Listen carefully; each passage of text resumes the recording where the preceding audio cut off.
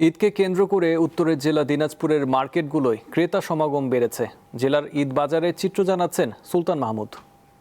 ঈদকে সামনে রেখে দিনাজপুরের বিপণন বাজারগুলোতে জমে উঠেছে জমজমাট ঈদের বেচা বিক্রি।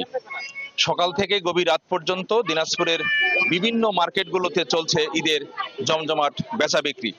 এখানে বিভিন্ন বয়সী নারীরা তাদের পছন্দের ড্রেস কেনার জন্যই কিন্তু এখানে ভিড় করছেন। পাশাপাশি বিভিন্ন বয়সী ছেলে মেয়ে সহ বিভিন্ন বয়সী মানুষেরাও কিন্তু ঈদের জামা কাপড় কিনছেন।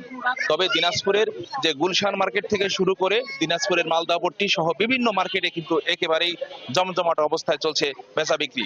এবছর ঈদের গরমের সময় ঈদ পড়ে যাওয়ার কারণে সুতি জামার পাশাপাশি বিভিন্ন পাকিস্তানি, দিল্লি বুটিক্স, জার্মানি এবং ফার্সি সহ বিভিন্ন যে জামা কাপড় এবার বেশি বিক্রি হচ্ছে বলে বিক্রেতারা আমাদেরকে জানিয়েছেন।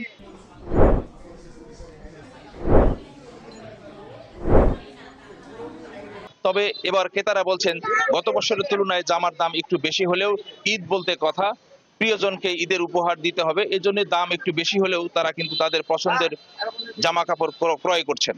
পাশাপাশি বিক্রেতারা আরেকটি কথা বলছেন, ঈদ যত ঘনিয়ে আসবে ঈদের বিক্রি তত বেশি বৃদ্ধি পাবে, এমনটাই প্রত্যাশা করছেন বিক্রেতারা। এটি ছিল আমার কাছে দিনাজপুর থেকে সর্বশেষ।